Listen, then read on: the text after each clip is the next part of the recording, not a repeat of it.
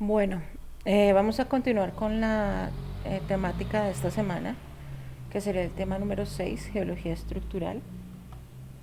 En esta vamos a llegar a entender estos procesos en los cuales la roca llega a plegarse o fallarse, que es otro de los términos que vamos a empezar a hablar, las fallas geológicas, donde vamos a entender estas rocas, estos estratos, aquí estamos hablando de rocas sedimentarias, o esta imagen corresponde a rocas sedimentarias que estaban horizontalmente de forma original, pero por procesos internos llegan a plegarse. ¿No? Vamos a entender ese plegamiento que ocurre y qué se necesita. Obviamente al llegar a entender esto, vamos a entender un poquito más estos fenómenos de acá, que serían los fenómenos de remoción en masa, en el que la mayoría ocurren porque se cortan a veces inclusive taludes a favor de un pliegue y a favor de una pendiente de un pliegue, o a favor de un plano de un pliegue, en el cual nos deja una superficie lisa por el cual vamos a poder, o por el cual se puede deslizar material. Esta línea, esta temática es aplicable a muchas áreas del conocimiento. Esta imagen nos lo muestra, desde los búsqueda del agua, amenazas naturales o amenazas geonaturales, búsqueda de hidrocarburos, en la línea ambiental, aquí estarían ustedes, ingeniería civil, en la línea de exploración minera, en la minería. Obviamente va apoyada o apoyará todas estas informaciones o temáticas como la geomorfología, la sedimentología, la estratigrafía, la química con la geoquímica, la física con la geofísica y por ejemplo hasta las ciencias planetarias. El contenido general de esta clase o de esta temática está dividido en dos partes. La primera vamos a hablar de los esfuerzos y la deformación, hablar del concepto. La geología estructural está basada en una serie de objetivos. Vamos a hablar del objetivo 1 y 2, deformación de las rocas, pliegues, fallas y diaclasas. La siguiente parte es la modelación, que sería el objetivo 3 de la geología estructural. Vamos a hablar de la modelación geométrica, de la cinemática y de la mecánica. Entonces aquí vamos a hablar ya del concepto como tal, de qué es geología estructural. Trata la forma, distribución y estructura interna de las rocas, haciendo principal énfasis en los procesos en los que ocurre algo de proceso llamado deformación, que puede ser a pequeña o a mediana escala. Obviamente la descripción de las rocas y los procesos que tienen lugar en la corteza terrestre. Donde yo tengo, les decía, yo primero tengo unas capas horizontales que llegan y se depositan y tienen esa forma horizontal y que por procesos estructurales, por deformaciones, donde ya se pasan unos límites de esfuerzos, la roca o logra plegarse y logra fallarse, se rompe. Vamos a entender qué pasa y qué ocurre en cada uno de estos procesos. Entonces vamos a hablar del objetivo número 1 y el número 2 de la geología estructural. El primer objetivo de la geología estructural es la descripción geométrica de los cuerpos rocosos. En ellos se clasifican en diversos grupos, entendiendo criterios geométricos que tienen un significado geológico, de edad de formación, de los procesos que los originó, de la cohesión mesoscópica durante la deformación, de los efectos de la deformación frente a un marco de referencia y la distribución de la deformación. Entonces aquí sería básicamente entender estos procesos de deformación. El siguiente objetivo es entender el análisis cinemático y dinámico, que es relacionado con los procesos de las estructuras que se han descrito desde el punto de vista geométrico, o sea, aquí. Es decir, describir los desplazamientos. Aquí es entenderlos, aquí es describirlos, deformaciones, rotaciones y traslaciones, que dan lugar en la formación de las estructuras. Entonces aquí vamos a hablar ya de dos términos relacionados con las deformaciones de las rocas, pero que ustedes ya van a entrar a trabajar no solo relacionado con las rocas, sino con los procesos de esfuerzo y deformación en estructuras, procesos de esfuerzo y deformación en materiales, en una muestra de concreto que es sometida a un proceso de resistencia, hasta donde vamos a medir esfuerzos, hasta donde van a haber deformaciones en pavimentos, todo de aquí en adelante van a ustedes estar trabajando con estos términos. El esfuerzo, que en inglés es stress, Es la cantidad de fuerza que actúa por unidad de superficie en una porción de roca. Tiene unidades de fuerza área. Obviamente aquí me va a quedar de las rocas. La deformación strain es el cambio de forma o de volumen de una porción de roca como respuesta a un esfuerzo. Entonces, el esfuerzo, ya viéndolo desde el punto de vista de nuestras rocas, de la geología, es la fuerza que se ejerce por unidad de superficie y la expresión que se utiliza en geología para referirse a la fuerza que ejerce. Por ejemplo, una placa litosfera sobre otra en una zona de subducción. Puede ser de dos tipos: esfuerzo de confinamiento, derivado del peso de las rocas subyacentes, y esfuerzo o presión dirigida, derivado del empuje tectónico, y es el responsable de la deformación de las estructuras tectónicas. De allí van a salir pliegues, fallas y cabalgamientos. De hecho, estos dos términos ya los habíamos tocado cuando estábamos hablando de esfuerzo dirigido o de confinamiento en rocas metamórficas en el tema anterior. Entonces vamos a hablar de ese esfuerzo dirigido. Si yo solamente lo estoy dirigiendo en unos puntos específicos, voy a tener la posibilidad de tener esfuerzos distensivos, actúan sobre la roca en la misma dirección pero en sentido contrario, o a estirar, produciendo alargamiento o estiramiento. Esfuerzos compresivos, en este caso el esfuerzo está convergiendo a un punto, provocando el acortamiento de las rocas. Causa el movimiento de bloques de roca este esfuerzo. Esfuerzos de cizalla, los esfuerzos tienen dirección y sentido diferentes. Y el esfuerzo de detorsión produce que la roca se retuerza sobre un eje central. Obviamente estos límites, vamos a ver que si yo tengo una gráfica esfuerzo versus deformación, yo voy a ver si yo someto ese material a ciertos ejercicio mecánico y voy a someterlo. Primero voy a tener una deformación elástica, después voy a tener una deformación plástica, y eso hace que yo tenga aquí este límite elástico, y cuando yo llego a un punto de rotura, cuando ya supero esa deformación plástica del material, en este caso de mi roca, llego al punto de rotura, allí tendré el límite de rotura. Entonces, en las rocas se pueden comportar como materiales elásticos, dúctiles o frágiles. Esto depende de ciertos parámetros que van a hacer que se comporte de una o de otra forma. Uno es la temperatura. El aumento de la temperatura le da plasticidad a la roca, mientras que su disminución la hace rígida. La temperatura, como ya sabemos, aumenta con la profundidad. Hay algo que se conoce como la presión confinante, que ya hemos hablado un poquito en rocas metamórficas. Con la profundidad aumenta la presión confinante, y las rocas que arriba aquí en la superficie son rígidas, ya en profundidad se comportan de manera plástica. El contenido de fluidos en la roca, también lo vimos algo en rocas metamórficas. La arcilla seca es rígida, pero mojada es obviamente plástica.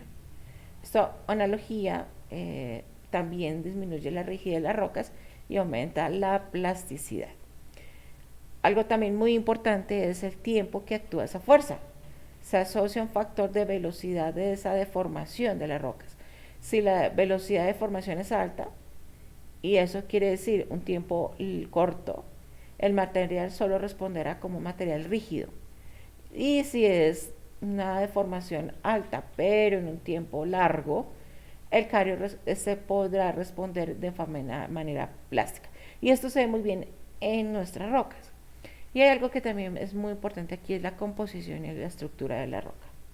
Entonces, como consecuencia de esta aplicación de este esfuerzo, y si lo estamos trabajando a un bloque, llamémoslo bloque de la litosfera, un bloque tectónico, vamos a tener tres tipos. Deformación elástica, como ya lo vimos. Esta es reversible. Al cesar ese esfuerzo, la roca recupera su forma original.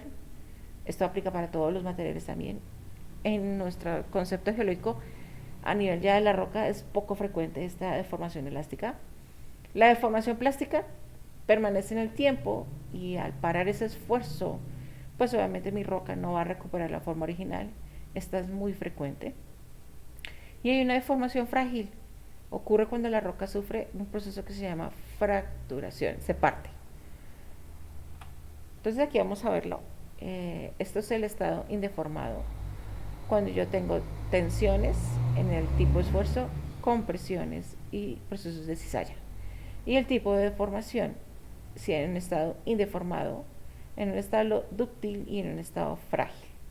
Entonces, si vemos, si yo empiezo a estirar, a hacer tensión, o si yo llego a hacer compresión, o si yo lo hago en forma de cizalla, ven cómo esto es de manera dúctil. Pero si yo lo veo frágil, este material ya no se comporta como un único bloque, sino se comporta como dos bloques. Esto se ve tanto en la tensión como en la compresión, como en la cizalla.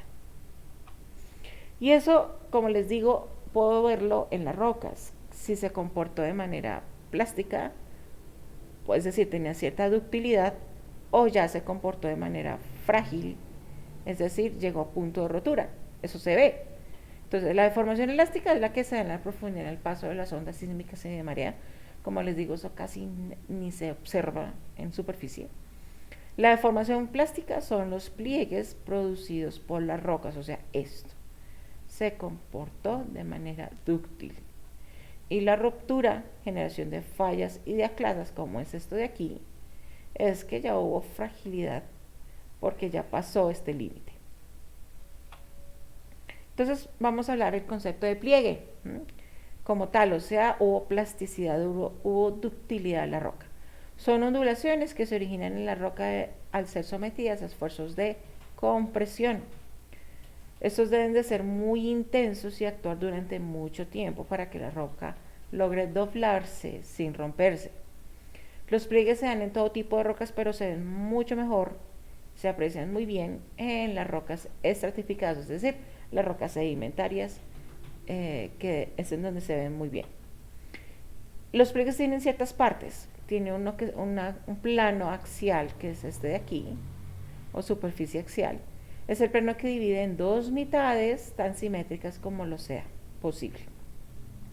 La charnela es la zona del pliegue que tiene su máxima curvatura, que sería este de aquí.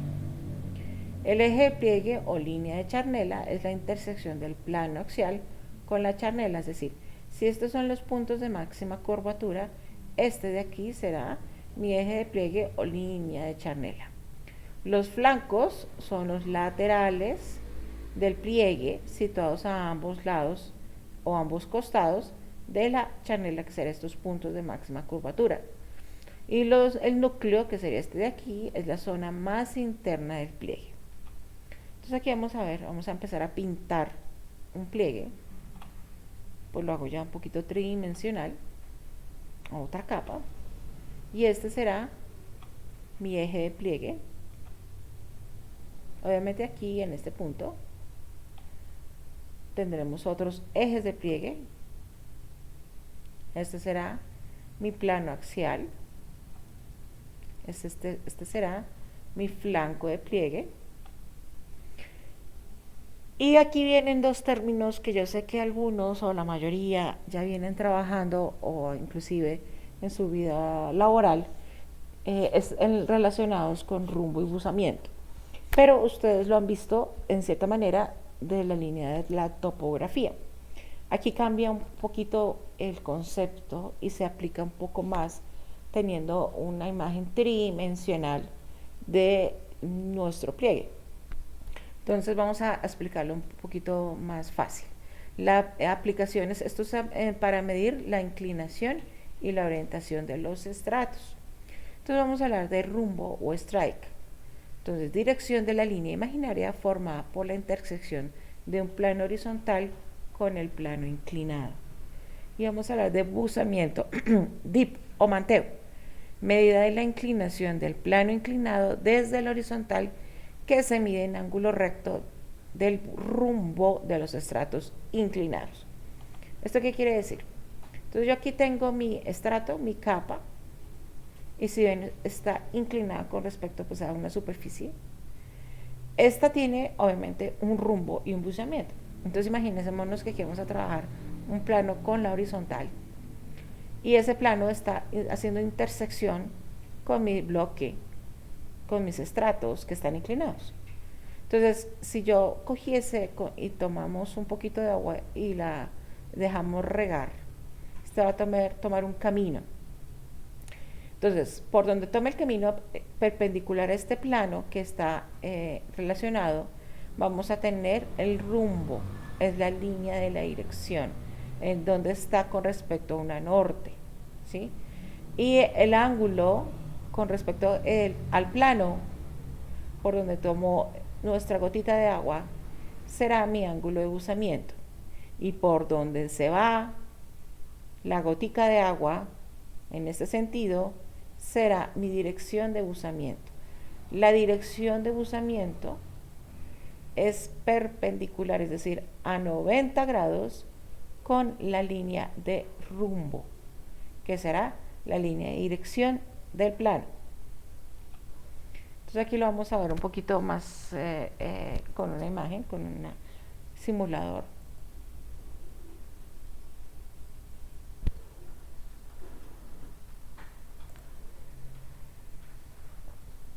Entonces aquí vamos a ver, tenemos el bloque, tenemos este plano inclinado, que le vamos a mirar cómo serían las líneas que me van a representar mi rumbo y mi buzamiento, que está compuesto por dos factores, o dos características, o dos datos: la dirección de buzamiento y el ángulo de buzamiento. Entonces vamos a ver este planito de acá. Esto será la línea de rumbo. Con respecto aquí coincidió con la norte está en esta dirección, el rumbo estaría en esta dirección, coincidentemente en esta imagen de acá. Esta linecita perpendicular sería la línea de mayor pendiente de ese plano, es perpendicular al rumbo, que será la 3, 4. Será esa, obviamente, vamos a entender que si esta linecita para acá nos estaría representando la dirección de buzamiento, para dónde está buzando, y la línea que estaría intersectando aquí, la que termina en 5, nos va a mostrar un ángulo. Esto obviamente está mostrando la perpendicularidad y nos va a mostrar aquí la posibilidad de tener un ángulo. Ese ángulo será mi ángulo de buzamiento. Lo vamos a ver aquí mucho mejor en esta imagen de aquí, donde aquí se me va a permitir rotar y voy a demostrarles todos los dos términos, o los tres términos en este caso.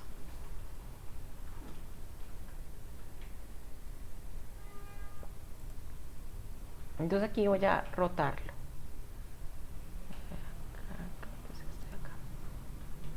Entonces tengo acá, voy a poner el plano,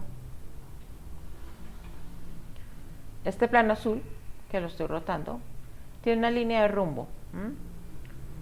Si yo lo pongo en perspectiva, podré tener aquí perpendicular, aquí como lo ven, a 90 grados de mi línea de rumbo, tengo la línea de mayor pendiente del plano. Esa línea de mayor pendiente del plano perpendicular al rumbo será la dirección por donde, si yo cogiese, botase la agüita y la gotica de agua se va por aquí, será la línea de mayor pendiente del plano. El agua siempre va a buscar el camino más corto. Será mi dirección de buzamiento. Y si yo tengo esa perpendicular acá, con la dirección de buzamiento, genera un ángulo. ¿Qué será el ángulo de buzamiento? Entonces aquí estarán las tres medidas para poder entender esta dirección, inclinación de este plano. Entonces ahí lo podemos ver, línea de rumbo con respecto a una norte-sur, perpendicular a él tendré mi dirección de buzamiento, y el ángulo con la horizontal, que sería este de aquí, mi ángulo de buzamiento.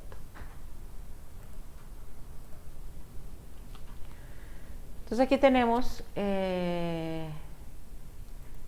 un poquito acá la visual de cómo sería. Yo tengo mis capas que están inclinadas. Vamos a mirar la dirección de esta inclinación. Tengo mi buzamiento, mi rumbo, que sería acá, y tengo mi dirección y mi ángulo de buzamiento. Esto se ve aquí. Tengo acá el rumbo, las capas están inclinadas en esta dirección. En este sentido tendré el buzamiento, en este sentido tendré el rumbo, y si yo aquí le tratase de buscar esa horizontalidad, sería por acá, sería mi ángulo de buzamiento. Para ello, para tomar estas medidas en campo, utilizamos lo que se conoce como la brújula. Con ella logra medirse rumbos, buzamientos, y si uno se es más diestro con la brújula, podrá inclusive sacar poligonales de un terreno. Obviamente no de la forma mucho más precisa y exacta como si lo haría todo el equipo topográfico con el uso del teodolito, pero con la brújula podría hacer un acercamiento de hacer ciertas poligonales. Hay como dos tipos de brújulas universales, dependiendo de qué mides o qué primero se mide. Para eso tenemos dos brújulas. Esta brújula de la izquierda se conoce como brújula Brownton, y esta brújula que está aquí en la mano derecha se conoce como tipo alemana o Freiberger. Estas son si ustedes lo ven, estas son más bien pequeñas. Esto mide más o menos 5 centímetros aproximadamente. Obviamente cuando nosotros los geólogos estamos en campo procuramos llevar cosas que no nos impidan el hecho de caminar, porque hay que buscar ciertos lugares en los cuales se logre tomar estas medidas, y eso obviamente tenemos que tener cierta agilidad y cierto material que no nos pese. Entonces vamos a hablar de la Brownton. Esto sería lo que sería lo usual de una Brownton, en cierto que tiene ciertos aditamentos especiales de la ventanilla, la caja. Esta es aquí, esta es la línea donde nos va a decir la norte. Esto es importantísimo porque es donde nos da orientaciones para medir los rumbos. Tiene ciertas miras, ciertas mirillas, un espejo que lo usamos para tomar datos y datos de poligonales también, eso de visuales. Esto sería la tipo Freiberger o tipo alemana, donde aquí también tenemos la aguja que estaría aquí, de aquí para poder medir el norte y el sur, un botón de estabilizar, el nivel, todas las brújulas. Aquí tenemos aquí lo que serían los niveles. Los niveles son necesarios porque, como les recuerdo, siempre nos estamos apoyando buscando la horizontal, y la única forma para calcular esa horizontal es haciéndolo con niveles. Entonces normalmente estos tipos de niveles que se vería acá o estaría aquí, se conocen como niveles ojo de pollo. También tiene su espejo, tiene su mirilla y demás. Entonces resulta que ambas brújulas tienen formas especiales en las cuales en ciertas posiciones se logra medir tanto el rumbo como el buzamiento, entendiendo el buzamiento como dirección de buzamiento y ángulo de buzamiento. La tipo Brownton, para poder medir rumbo, se coloca de manera horizontal, y con la aguja, con el nivel ojo de pollo, logra uno buscar esa horizontalidad, y dependiendo de lo que indique la aguja, se tendrá un rumbo: norte, sur, este, oeste.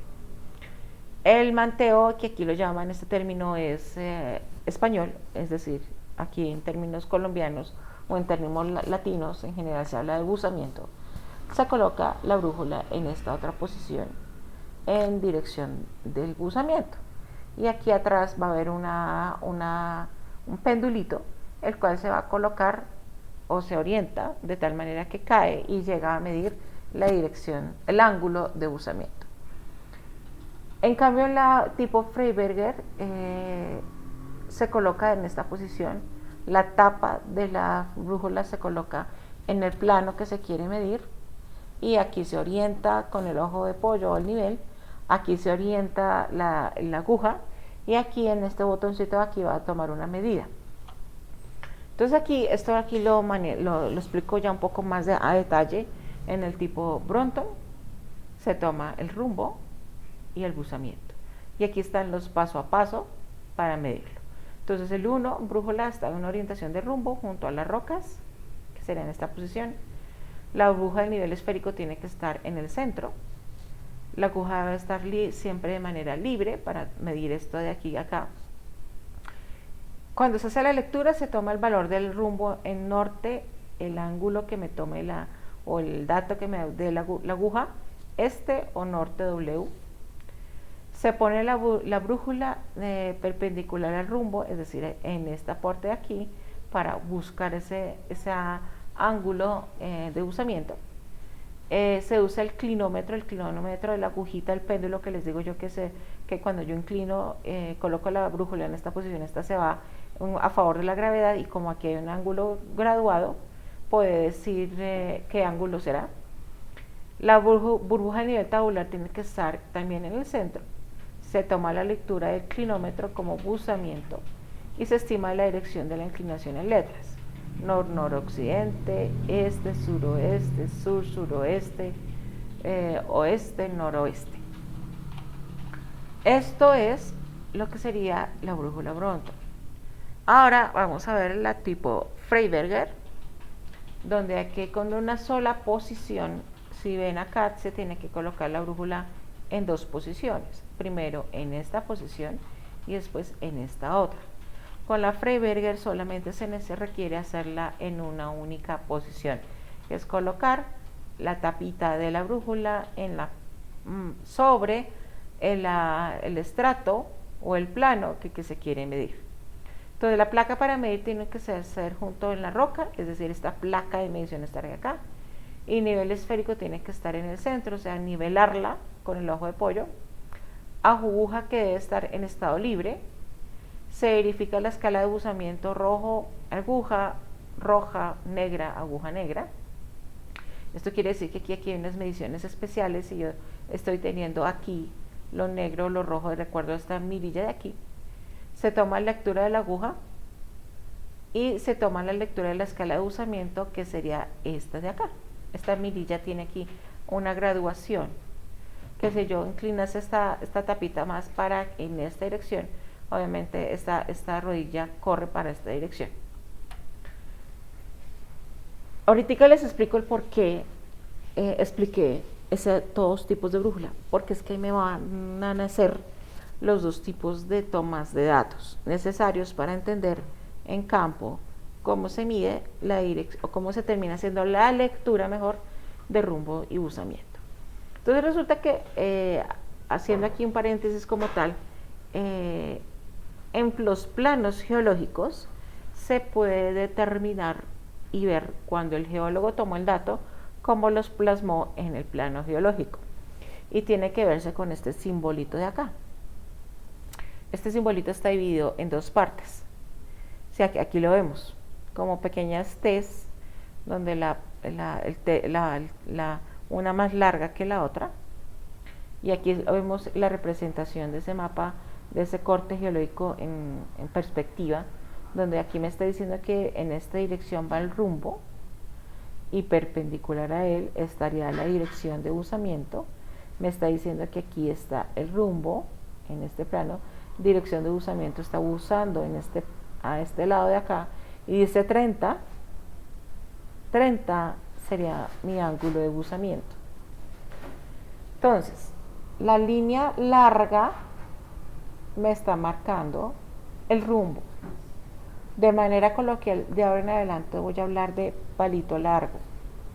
Palito largo, el rumbo.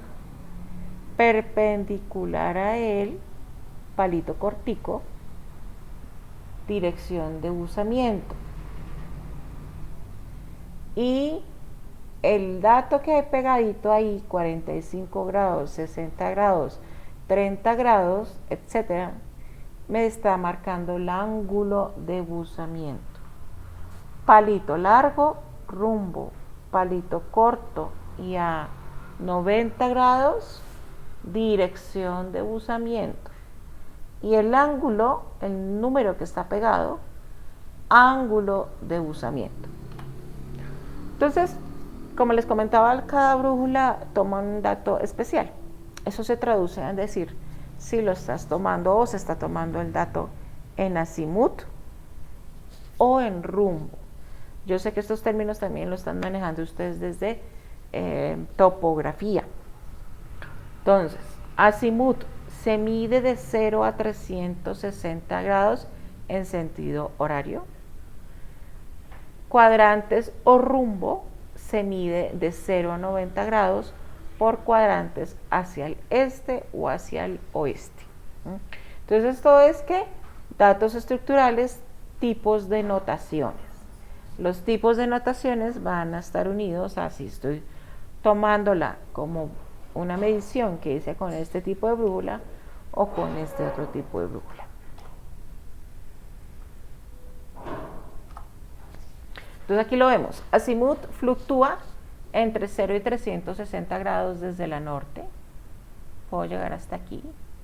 El rumbo lo tengo en cuadrantes. En este cuadrante norte hacia el este. En este otro cuadrante norte hacia el oeste. En este otro cuadrante de la sur hacia la este. En este otro cuadrante desde la sur hacia la oeste. Entonces, estos tipos de anotaciones se van a ver reflejarse de manera distinta cuando se escriben, pero al final vamos a entender cómo esta anotación que está aquí es sinónima, es decir, es igual a la final con respecto a esta otra anotación. Entonces, tipo Freiberger va a hablar de anotación tipo Azimut, donde aquí tenemos 95-47, este es mi plano, y me dice 95-47. Entendamos que si me van a preguntar hacia dónde es la dirección de usamiento, es esta primer parte de la anotación. 95 me está diciendo la dirección de usamiento y 47 el ángulo de usamiento. Solamente son esos dos datos. Recuerden, parte inicial antes del slash, 95 dirección de usamiento, después del slash 47 ángulo de usamiento. Esta anotación inicialmente uno no entiende hacia dónde será, hacia el norte, hacia el sur, hacia el oeste o el oeste. Es por eso que aquí vamos a entender que obviamente si nos está diciendo 95 y nos estamos imaginando el plano cartesiano, el 95 va a estar en esta dirección hacia una dirección específica. Ahora vamos a hablar de la anotación tipo rumbo. Esta sería la típica anotación cuando se esté tomando anotaciones con la Bronto. Y la anotación dice norte 5 este slash 47 hacia la este. ¿Qué quiere decir? Norte 5 este nos estaría llamando el rumbo, 47 este, ángulo y dirección de usamiento. Miren, este ángulo aquí se repite. 95 es porque ya se plazó a este plano de aquí. Si aquí señalásemos estos 90, 95 estaría acá. ¿En dónde estaríamos en este cuadrante? Estaríamos aquí haciendo el símbolo. Estaríamos diciendo que sería hacia la este. Norte, este, 5. Y estaríamos 47 hacia la este. Esto lo ve uno mejor cuando lo grafica. ¿Y cómo se vería acá?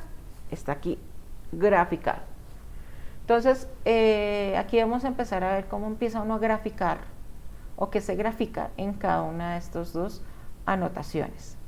Entonces vamos a empezar con la primera, que era 95-47, que estaría acá.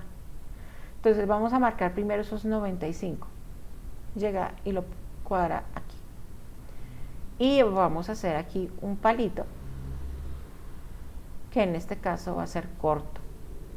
Recuerden, me va a volver un poquito acá, si me lo permitiría el sistema. Palito corto, dirección de usamiento, palito largo, rumbo.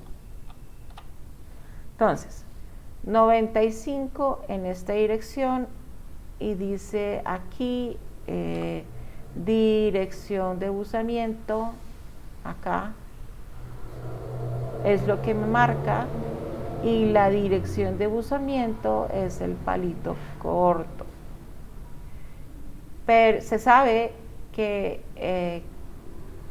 a 90 grados del rumbo está la dirección de usamiento. Si yo solamente pinto aquí mi dirección de usamiento, también voy a pensar y entender que a 90 grados está ¿quién? El palito largo, es decir, mi rumbo. Y 47 grados. ¿Qué son esos 47 grados? el ángulo de buzamiento, que yo simplemente lo indico, pero para nada voy a utilizar ese ángulo de buzamiento para graficar, que es ángulo de buzamiento, lo dejo indicado, se indica, para nada.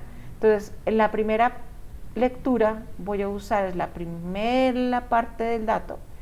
Ese es el que se dibuja, el que se pinta, el que se calcula. Como es dirección de buzamiento, será mi palito corto, perpendicular a él, tendré el rumbo, que lo puedo estimar, palito largo. Esto es anotación azimut. Ahora vamos a explicar la anotación tipo rumbo. Recordemos, parte inicial es el rumbo, el slash, ángulo y dirección de buzamiento.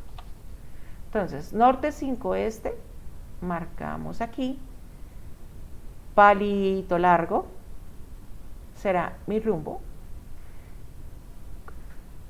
A 90 grados voy a colocar el palito corto, dirección de buzamiento, y el 47 es el ángulo de buzamiento que no se usa para dibujar en este plano de acá.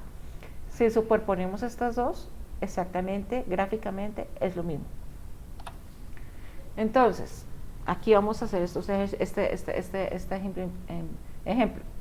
Dice, entonces, nos explica el rumbo entre 0 y 360 grados, buzamiento entre 0 y 90 grados. Para la brújula Bronton vamos a tener lecturas norte 40 este, 30 hacia el suroeste, o sur 40 W hacia el 30 suroeste. Y la brújula Freyberger me va a decir 130-30, para dar un ejemplo. Recordemos, palito largo, dirección de rumbo, palito cortico, dirección de buzamiento, y el ángulo simplemente lo escribo al lado.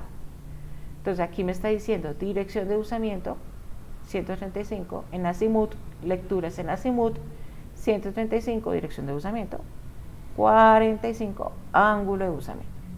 Lecturas tipo rumbo, norte 45 este, me dice el rumbo, 45 grados, ángulo de buzamiento, suroeste, dirección de buzamiento.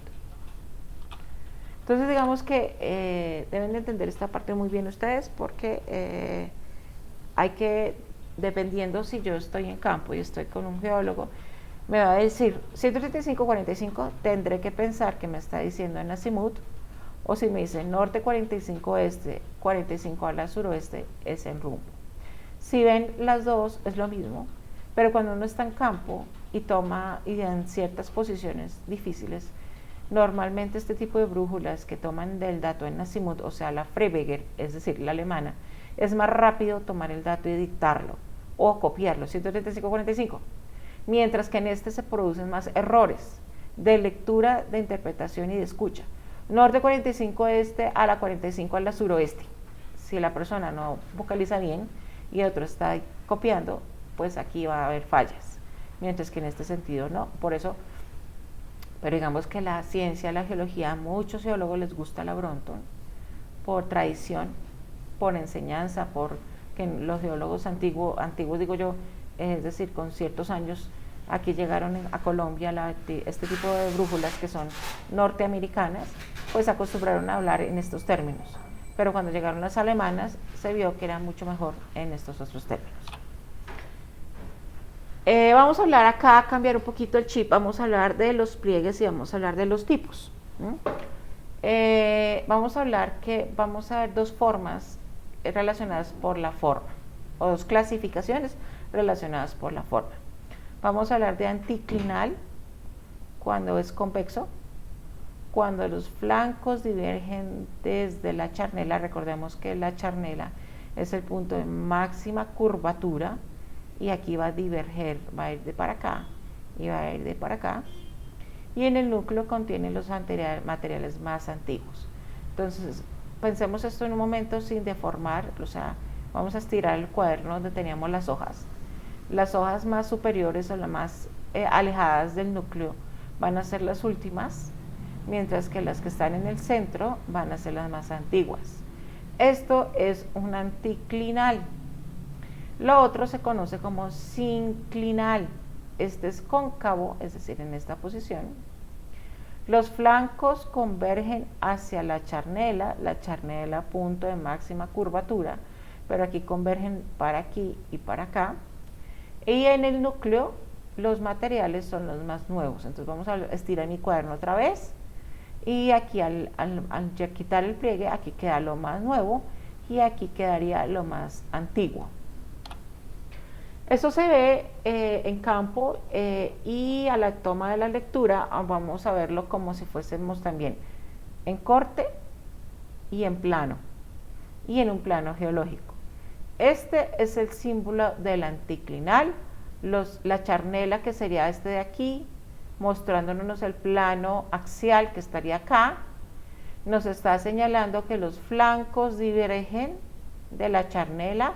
Esto es un anticlinal y como ven, la dirección de usamiento es en esta dirección para este flanco y para este otro flanco es en esta otra dirección.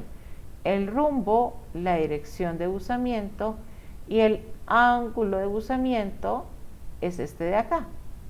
Como se los comenté hace un rato, el ángulo se coloca al ladito.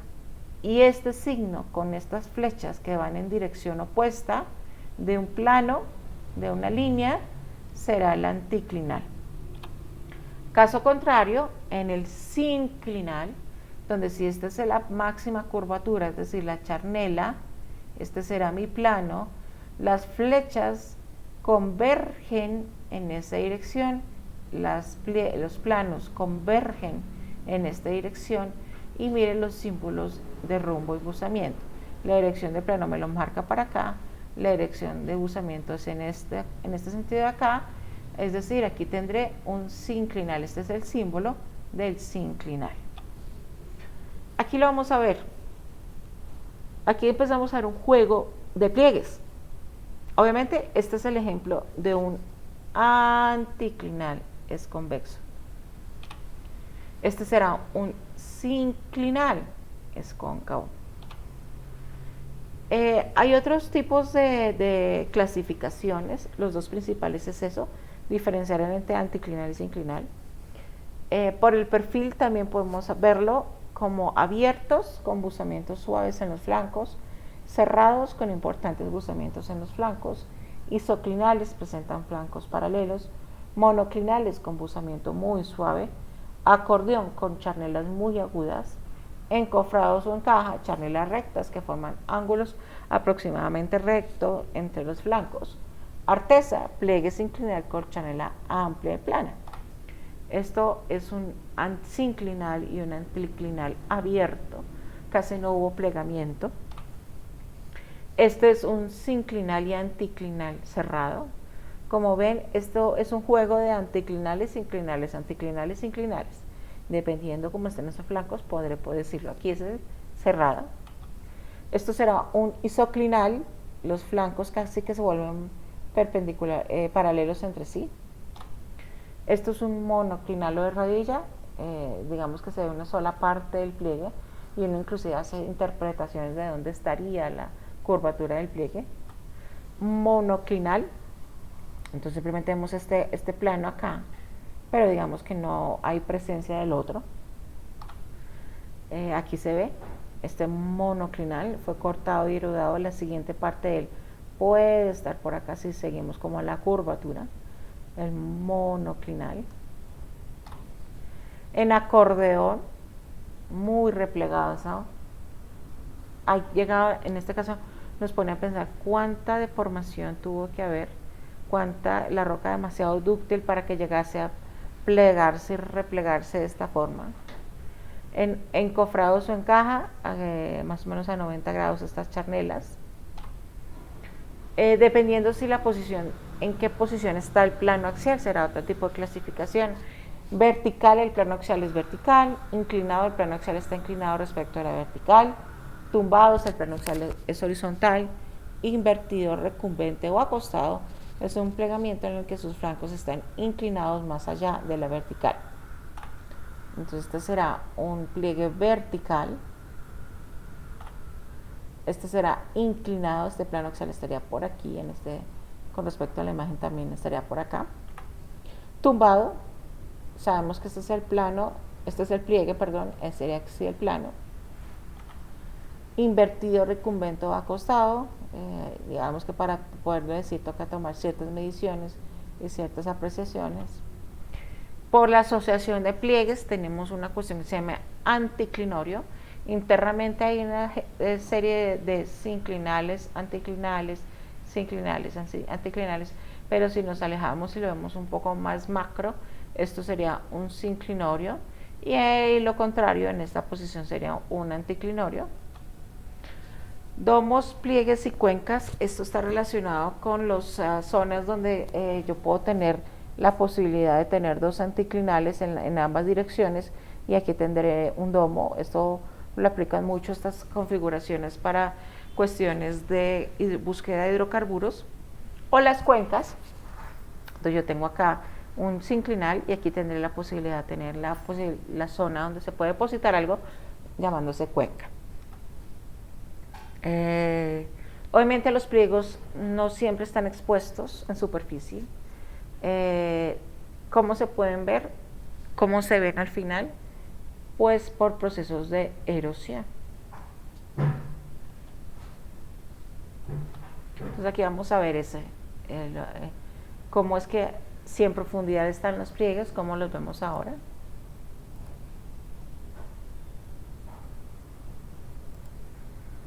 Entonces, a ver, vamos, pliegues, faults. Las capas se pliegan. Hay un proceso erosivo y nos muestra dónde hay un anticlinal, dónde hay un sinclinal, dónde hay un anticlinal, dónde hay un sinclinal, dónde puede haber una falla, fault en inglés. En español es falla, anticlinal. Y aquí lo vemos en esta otra imagen.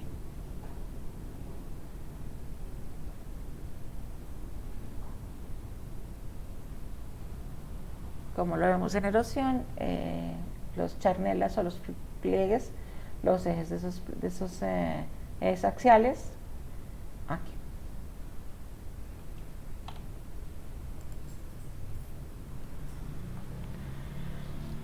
¿Qué pasa cuando yo estaba en la roca y estaba haciendo ese esfuerzo y esa deformación, pero ya paso el límite plástico y paso a rotura? Nos ocurren las fallas. Entonces vamos a entenderlas. Son fracturas en las rocas sobre las cuales ha ocurrido un desplazamiento apreciable. Esos son la primera categoría de ese rompimiento. Cuando yo veo desplazamientos tendré fallas. Estas fracturas están definidas por un plano en el cual se separan dos bloques. Estos bloques se desplazan uno respecto al otro. Dicho movimiento puede verse a tres tipos de esfuerzos: esfuerzos distensivos o tensionales, esfuerzos compresivos y esfuerzos de cizalla. ¿Qué quiere decir? Cuando yo tengo la roca y la estoy sometiendo a un esfuerzo y esa deformación, como les digo, pasa del límite plástico a la rotura y se generan bloques que se separan, tendré fallas. ¿De dónde puedo tener esos esfuerzos? Por cuestiones distensionales, por cuestiones compresivas o de cizalla. La clasificación es en función del desplazamiento relativo de estos bloques. Se conoce como bloque de techo por encima del plano de falla y bloque de muro bajo el plano de falla. Entonces yo aquí tengo un esfuerzo extensivo o distensivo, es decir, voy a estirar, y recuerden, mi roca no es dúctil, mi roca está frágil, la rompo. Y por aquí voy a empezar a pensar que va a haber un plano de rotura, de falla. Como estoy haciendo esfuerzos distensivos, un bloque cae a favor de la pendiente con respecto a este. Y aquí se ve muy bien cuando cae, es decir, se va a ver desplazamientos. ¿De dónde los ve uno? De las capas. Empieza a ver aquí que la capa 1 quedó acá, pero su contraparte está aquí abajo. Este bloque cae. Entonces aquí tendré lo que se conoce como escarpes de falla, y aquí tendré el bloque de muro y el bloque de techo en este sentido de acá. Por esfuerzos compresivos voy a comprimir. Aquí va a haber posiblemente una zona, un plano de falla. Al comprimir, unas rocas se van a superponer a las otras y voy a tener un tipo de falla. Esfuerzos de cizalla, un bloque se va en otra dirección. Como se rompe, este sigue de para allá, este sigue de para acá. Tendré mi plano y aquí tendré la zona de falla. Entonces, las partes de la falla, ¿cuáles van a ser? Como los pliegues, tuvimos unas partes. En el caso de las fallas también van a tener sus partes. Plano de falla, superficie de fractura respecto a la cual se han desplazado los bloques. Labios o bloques desplazados. Labio, bloque levantado. Labio o bloque hundido. Línea de falla, intersección del plano de falla con la superficie topográfica. Salto de falla, desplazamiento relativo entre los dos puntos situados juntos. Estaban pegados, ocurrió la fractura, hubo desplazamiento, se han separado, se mide ese salto de falla. Espejo de falla, zona del plano de falla pulida por la fricción de los bloques. Ustedes no piensen que simplemente hay rompimiento y hay desplazamiento y no más. Ese desplazamiento en bloques, en la roca, en la naturaleza, a nivel tectónico, a nivel estructural, al existir ese rompimiento hay fricción, hay temperatura. Recuerden, aquí hay un tipo de roca metamórfica asociada a las fallas geológicas, la metamorfismo dinámico. Ahí hay rompimiento, ahí hay fricción, ahí hay cambios texturales, cambios en la forma del mineral. Ahí se genera en ese espacio la roca metamórfica. Estrías, arañazos producidos en el plano de falla por el desplazamiento de los bloques. Buzamiento, ángulo de inclinación del plano de falla respecto a la horizontal, ya lo hemos visto hace un rato. Entonces aquí tendré mi plano de falla. Estos son los dos bloques que se han separado, uno cae con respecto al otro. Aquí está mi plano de falla, aquí están mis estrías, mis arañazos. Cuando cayó este bloque no cae fácil, simplemente hace peso, hace deformación aquí. Está la línea de falla, este sería mi escarpe. Entonces de ahí nacen los diferentes tipos de fallas. Fallas de geología estructural. Falla normal, el bloque de techo desciende a favor de la pendiente del plano de falla. La formación geológica más moderna, que estaría aquí, está acá, se pone en contacto con la más antigua, aquí, y está asociado a esfuerzos distensivos. ¿Qué es esto de acá? Este bloque cae. Vamos a verlo otra vez. Este bloque cae. Esta unidad, que es la más nueva, se puso en contacto con la más antigua. Esto únicamente ocurre por esfuerzos de distensión. Ahí lo vemos. Otro tipo de falla es la falla inversa. El bloque de techo asciende en contra de la pendiente del plano de falla. O sea, si este es el plano de falla, y si ven aquí hay unas flechas que me están señalando que está asociado a esfuerzos compresivos, al comprimir este bloque lo único que tiene es la posibilidad de subir. La formación geológica más antigua se pone en contacto con la más moderna. Esta, que es la más antigua, se pone en contacto con la más moderna y, como les digo, está asociada con esfuerzos de compresión. Eso lo vemos aquí. Si quieren, lo vemos otra vez. Donde yo aquí tengo la roca más antigua, se puso que sería esta de aquí. Si ustedes en el momento cero se pone en contacto con una más moderna, este bloque le tocó fue subir. Esto se conoce como falla inversa. Y las fallas transformantes, movimientos horizontales de los bloques. Este tipo de fallas ya lo hemos visto un poquito cuando veíamos las fallas transformantes por allá en la primera clase magistral, en los límites de placa. Entonces aquí simplemente está este bloque se fue en esta dirección y este otro bloque en esta otra dirección. Entonces vamos a verlo acá.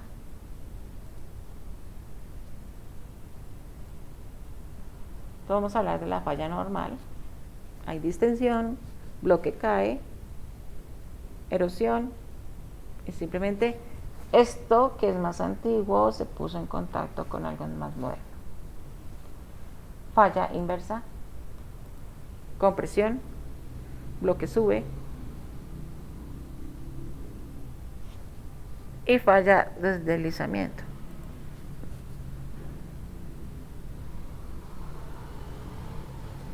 Algo que se ve aquí muy bonito.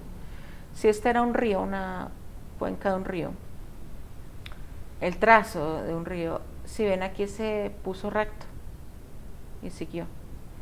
Cuando hay las zonas donde el río, el cauce del río está semirrecto o recto, a nosotros ya nos da un indicio de que posiblemente esté fallando una falla ahí, que es capaz de alinear la cauce del río.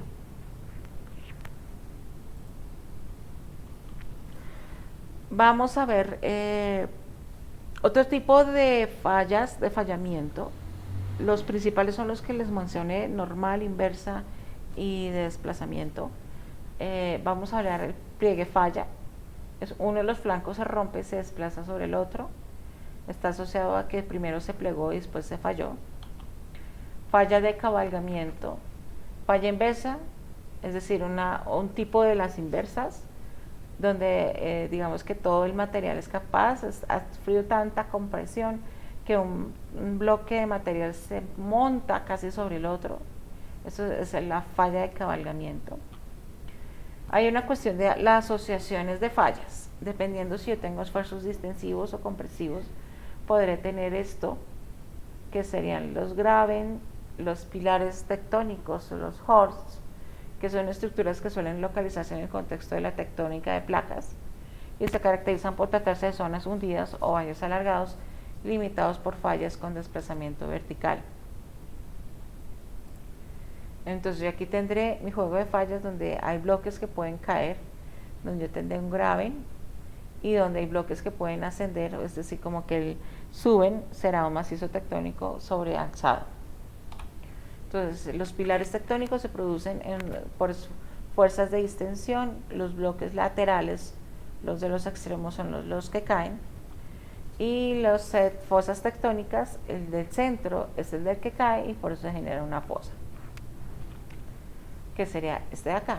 Al haber esos esfuerzos distensivos, los del centro son los que llegan a caer los bloques, y aquí tendría la posibilidad de hacer una fosa, que sería lo que se ve aquí en esta imagen de acá.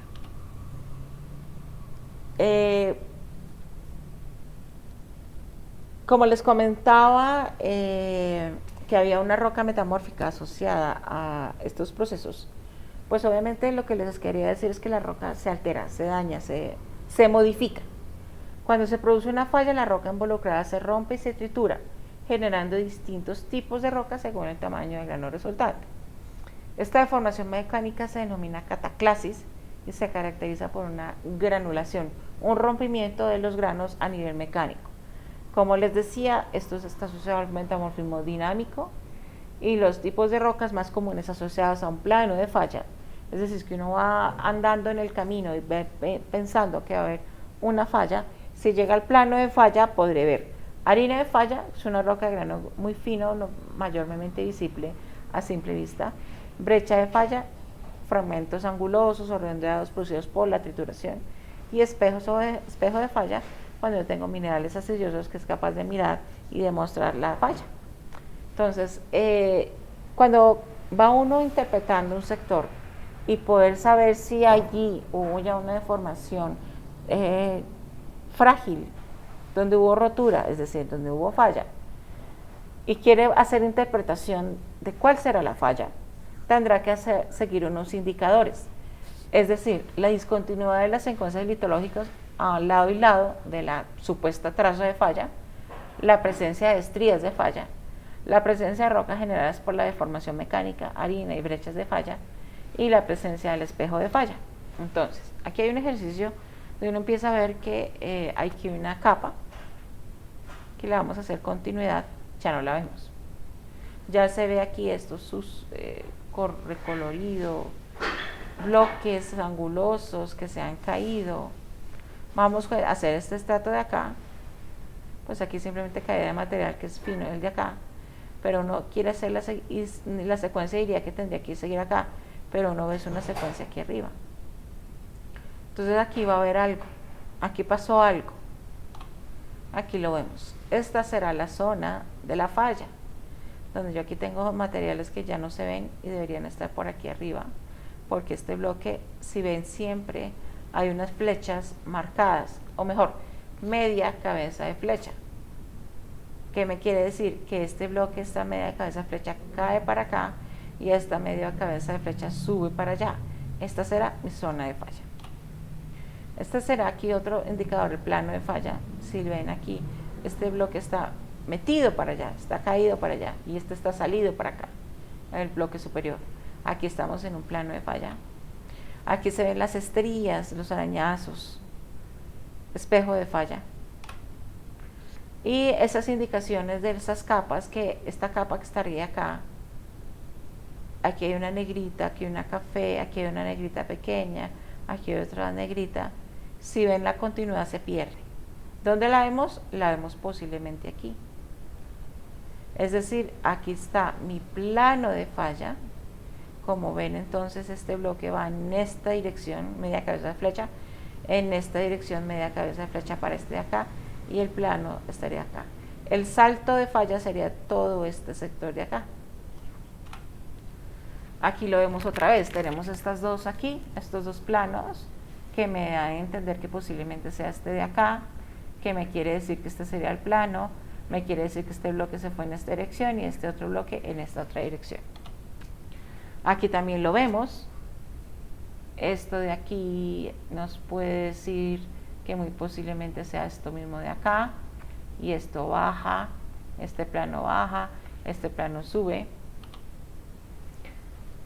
Aquí está un poco más difícil, aunque digamos si uno sigue la secuencia de los pliegues, esto será un sinclinal, anticlinal, y lo corté, porque la siguiente parte estaba acá. Entonces aquí hay un plano de falla. Como les decía, hay dos fallas así como grandes o tres.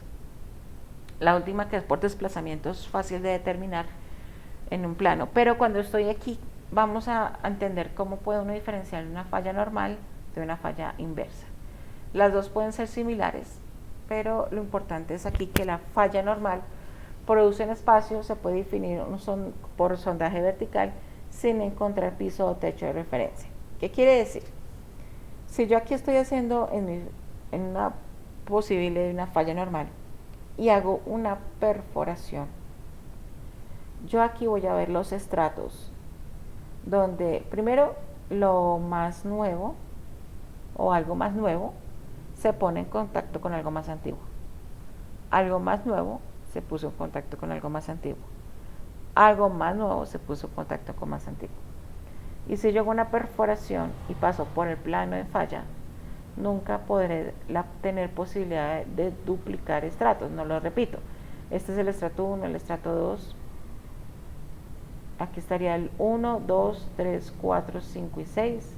Si nos vemos el 1, el 2, el 4, el 5 y el 6. Se ha perdido inclusive 1. En la falla inversa se produce duplicación, como lo tenemos aquí.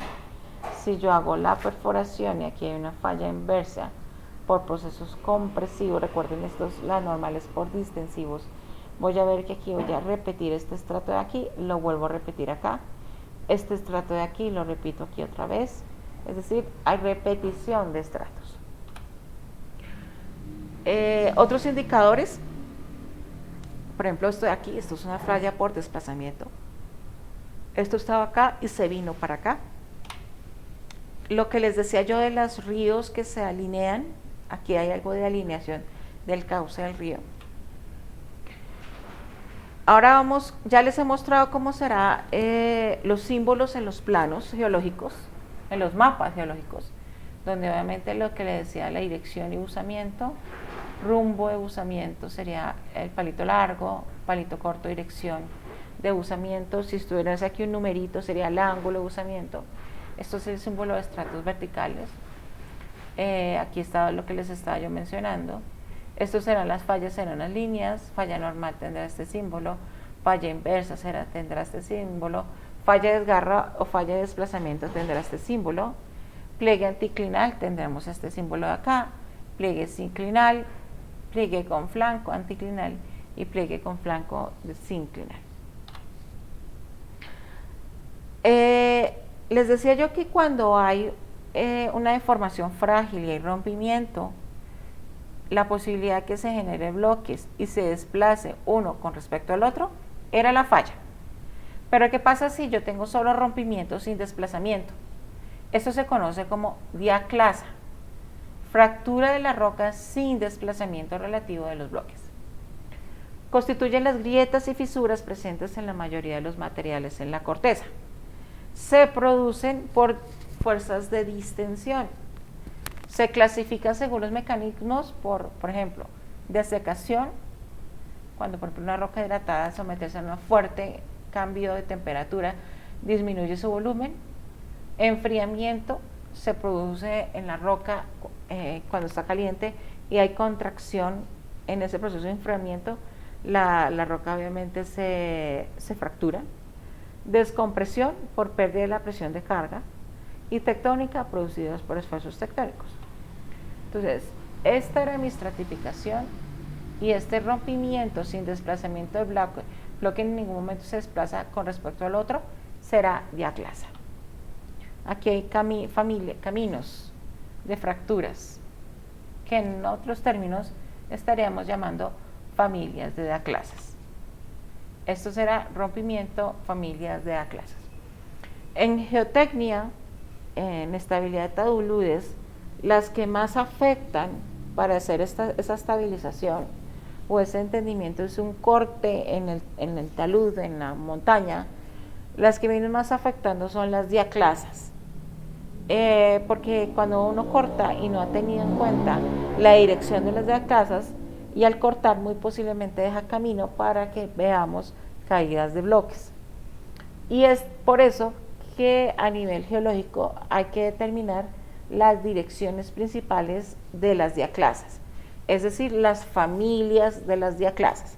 Entonces yo voy a ver acá que hay una diaclasa en esta dirección, tendré una familia en esta dirección, tendré en esta dirección otra, tendré en esta dirección otra, por aquí hay otras direcciones como este de acá, como este de acá, como este de acá, otra familia de diaclasa. Entonces es importante medirlas y determinarlas muy bien. Aquí tenemos diaclasas en esta dirección, en esta dirección. Eso era el objetivo 1 y 2 de la geología estructural. Aquí vamos a comentar el objetivo número 3. Es la elaboración de modelos que expliquen qué le pasó a esas estructuras. Hay modelos geométricos cuando interpretan la orientación y distribución a nivel tridimensional de esas estructuras. Cinemáticos cuando explican la evolución específica de una estructura a lo largo del tiempo, desde el estado antes de deformación hasta la estructura actual. Mecánicos cuando se utilizan los conocimientos de la física y del medio continuo para explicar el comportamiento de las rocas en respuesta a determinadas fuerzas aplicadas. Esto es cinemático y mecánico, lo ven ustedes muy bien cuando estén hablando de mecánica de rocas. Allí empiezan a ver ese tipo de conceptos. Y en geotecnia también. Dentro de los modelos para entender esto, y dentro de esos modelos geométricos, uno son los cubos orientados, que sirven para analizar los elementos en líneas y en planos, es decir, desarrollando problemas geométricos que tienen que ver con planos y líneas. Entonces, una línea se escribe por medio del rumbo y la pendiente, o el rumbo y el buzamiento. Mientras que el plano queda ubicado especialmente por el rumbo, el buzamiento es sentido del buzamiento. Entonces, los objetivos: visualizar planos y líneas en forma tridimensional, entender la orientación de las líneas, rumbo y buzamiento, si se quiere, o rumbo y pendiente, entender la orientación de plano, rumbo, buzamiento, sentido del buzamiento. Entonces, eso lo conocen ustedes cuando uno ve estas temáticas, donde aquí tengo un plano que empiezo a pintar, una norte, sur, este, oeste, que ya estaríamos fuera de este plano de acá. Voy a marcar, medir un rumbo que estaría aquí, en estos bloques.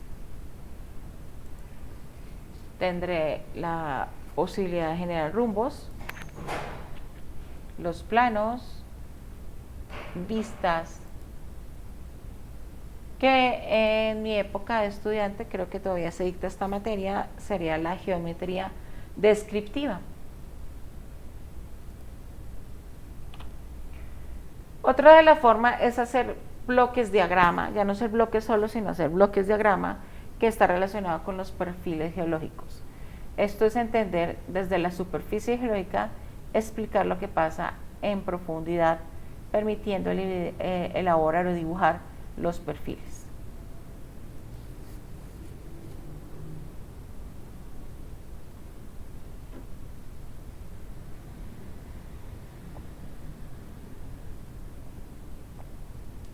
Que este es un ejemplo. Entonces, rotar.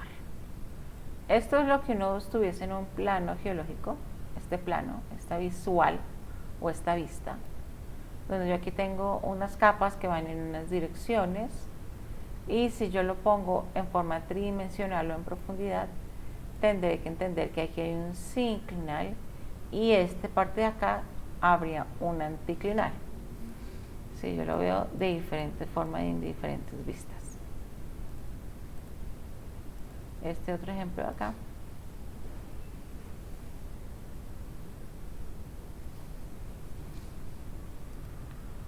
Donde vamos a ver que yo lo tenía aquí en este plano, o vamos a ver que esto es lo que se ve en campo, donde aquí hay una capa de un material y aquí está otra vez esa misma capa. Ya nos llega a pensar que aquí hay algo de ver una falla, cuando yo hay posibilidad de ver dos capas en dos lugares, esa misma capa repetida en dos lugares, y entender que aquí hay un plano de falla.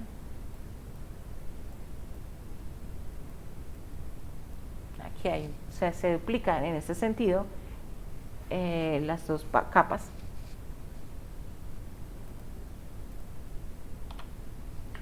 Aquí vamos a ver este de aquí.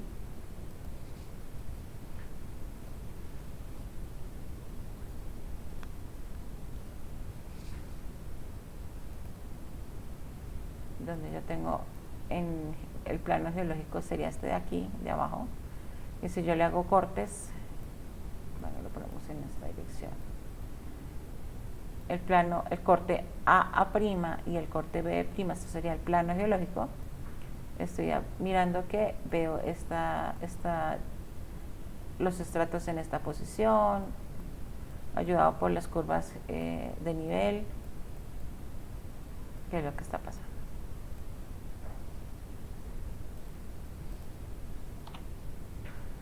Dentro de estos también modelos geométricos estaría la estereografía, que gracias a esta estereografía llega uno inclusive a predecir si hay una falla o un fenómeno natural o un tipo de deslizamiento especial, deslizamiento o fenómeno de remoción en masa.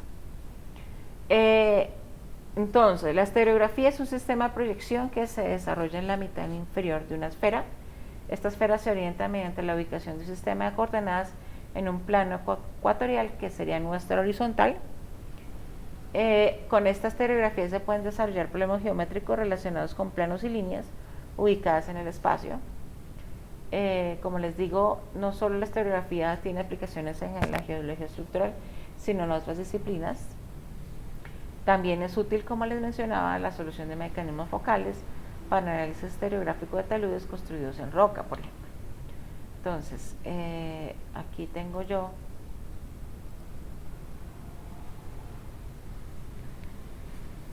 lo que sería la estereografía, donde yo aquí tengo una esfera, mi plano en la horizontal sería una proyección de este sector, y tengo la posibilidad de hacer diferentes dibujos de planos y líneas.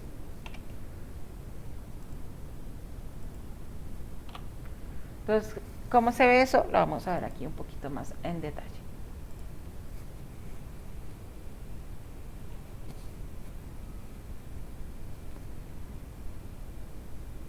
Entonces ustedes imagínense que hacemos una mitad de una esfera.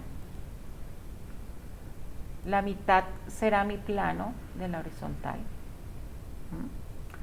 Imagínense que yo aquí tendría vamos a imaginariamente hacer un anticlinal. Y llega, tiene este plano, este flanco aquí. Aquí lo vamos a mejor. Entonces tengo aquí, vamos a hacer este flanco, este plano, y aquí sería el otro. Y vamos a medir y vamos a dibujar este plano. Y imaginariamente le vamos a pasar esa media esfera. Esa media esfera va a tocar el plano en unos puntos. En este. En toda esta, a lo largo de esta línea, ese plano toca a la esfera. Vamos muy bien. Pero nosotros lo que vamos a tener en cuenta es, vamos a orientarlo aquí norte, sur, este, oeste, para mirar nuestro plano. Nuestro plano es cartográfico. Y como les comentaba, la mitad de ella, en la mitad de la esfera, es donde vamos a colocar nuestras proyecciones. Vamos a proyectar a la mitad de la esfera, a este plano. Son proyecciones donde yo tengo este punto aquí, este punto acá, este punto acá, este punto, punto. Y al final del ejercicio tengo esta línea de aquí como proyección de los puntos donde se toca este plano con la media esfera. Y aquí tendré una línea que si la oriento en mi plano cartesiano como bien orientadito, que sería, esto sería así y esto sería acá, será el plano convierte línea, que sería aquí, y las líneas serán puntos. ¿Cómo se ve eso? Así.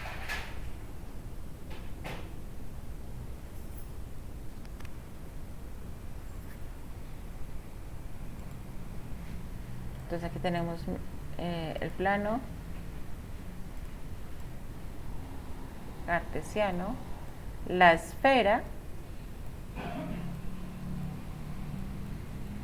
e imaginémonos aquí que está pasando un oleoducto, un tubo, para que sea fácil el ejemplo, y vamos a hacer la proyección de ese tubito, de ese tubito a la esfera.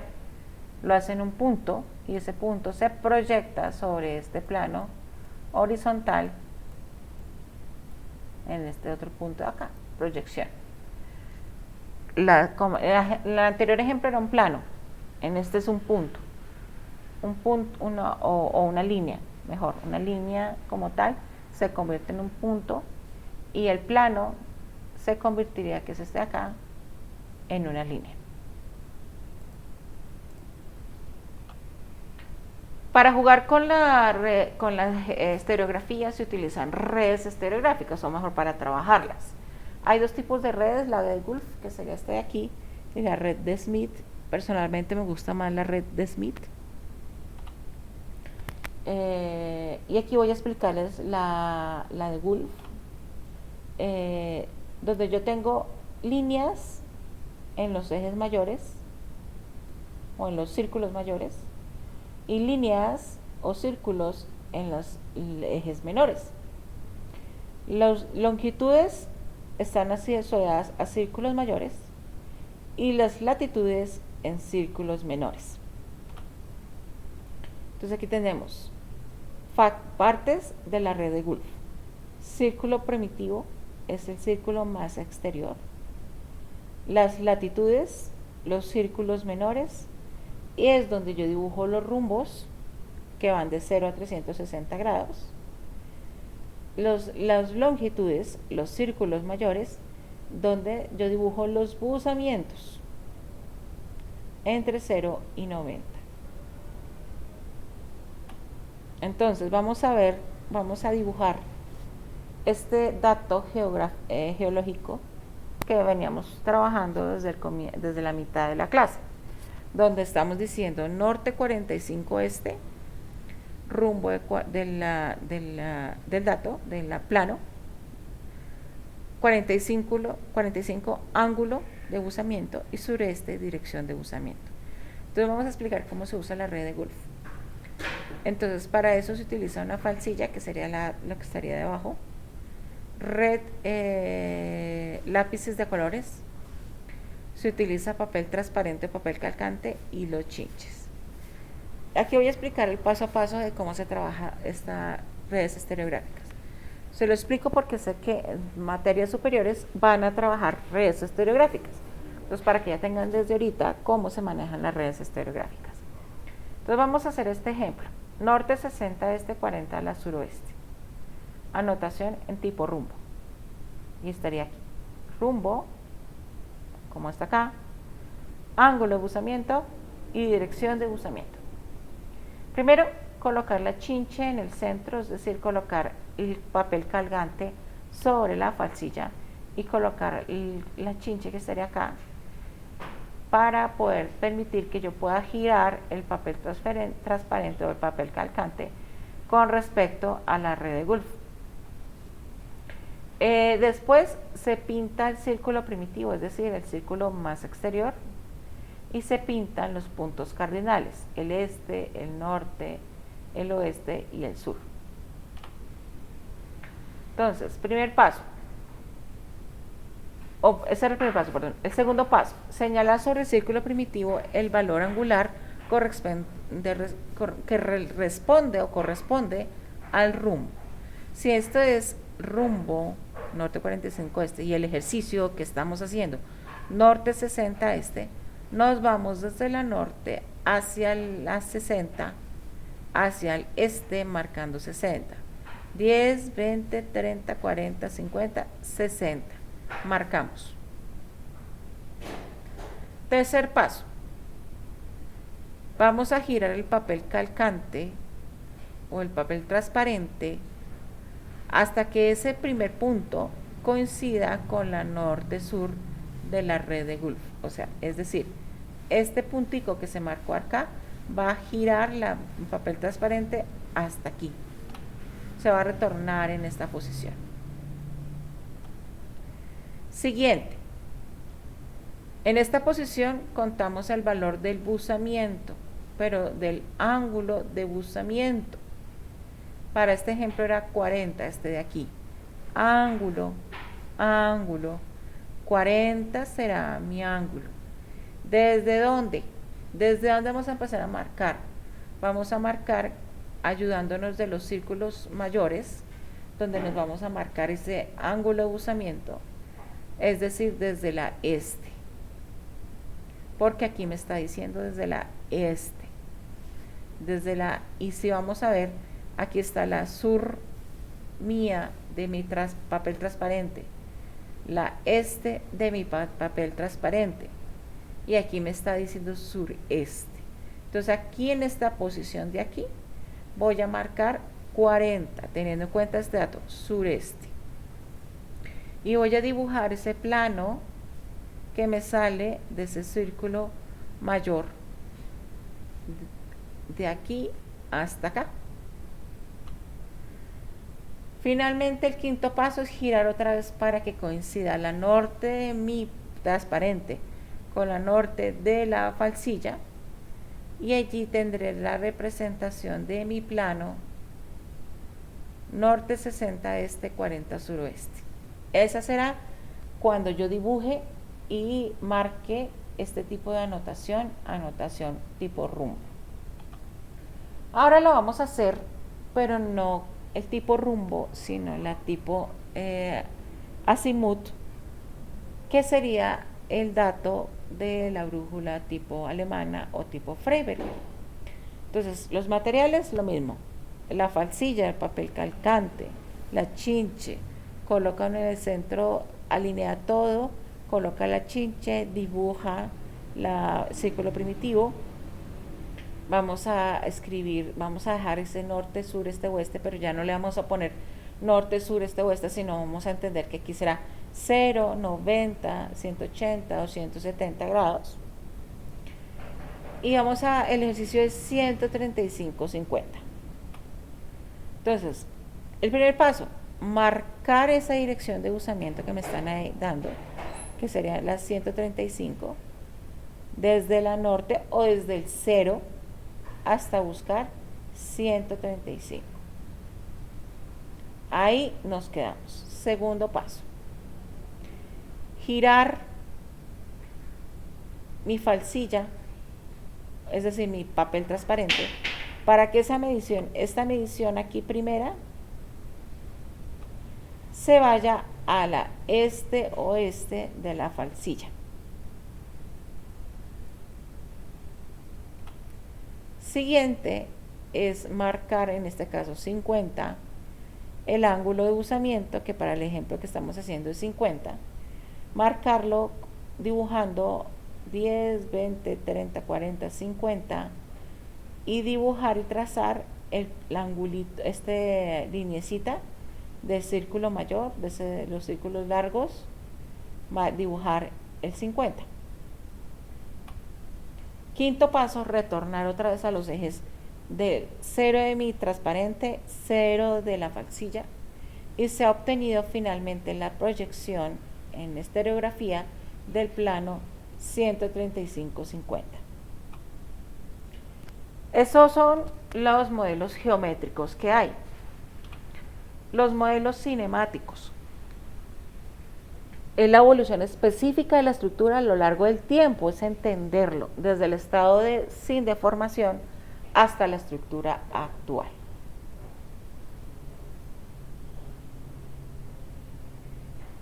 En esto sí no me dedico mucho, ustedes lo van a ver como los elipsoides o los elipses de deformación.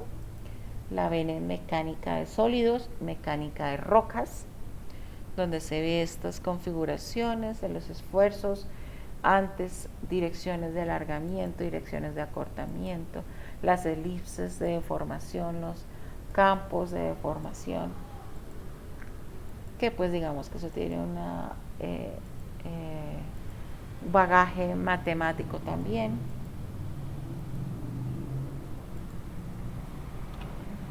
Y los modelos mecánicos, que es mucho más evolucionado, se aplican desde esos conocimientos de la física hacia nosotros, que serían las rocas. Vamos a hablar, aquí se habla a través del círculo de Moore y la envolvente Moore-Coulomb, que también lo van a ver muy bien, inclusive también en pavimentos, en la resistencia de materiales, donde aquí voy a hablar de geología, de la dirección donde se hacen los esfuerzos principales, esfuerzos secundarios, esfuerzos mayores, procesos de cizalla, compresivos. Bueno, esto ustedes lo ven mucho mejor cuando vean esas otras asignaturas. Yo simplemente aquí se los menciono.